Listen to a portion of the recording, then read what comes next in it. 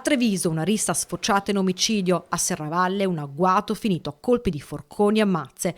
Un termometro, quello della violenza nel territorio, che nel giro di una settimana segna gradi molto più che preoccupanti. L'omicidio di Fiera e l'aggressione di Vittorio Veneto, due tragiche e distinte storie di cronaca che raccontano di uno stesso spaccato sociale, legato ad ombre e vulnerabilità di un settore lavorativo, quello dell'edilizia.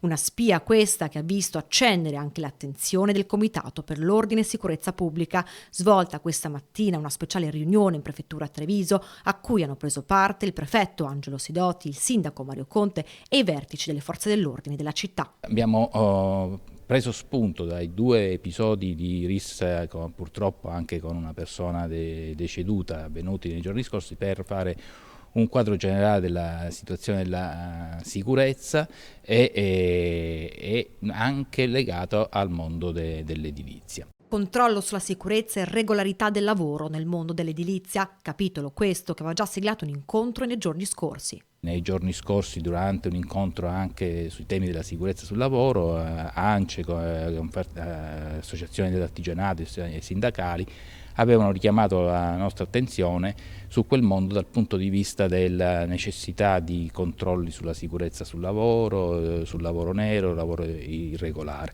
e da quel punto di vista infatti sono stati già previsti ulteriori controlli. Controlli intensificati anche nei luoghi più sensibili del territorio, un presidio fitto e capillare che ha permesso un intervento tempestivo negli ultimi episodi di criminalità. L'intervento delle forze di polizia è stato immediato e tempestivo, quindi assicurando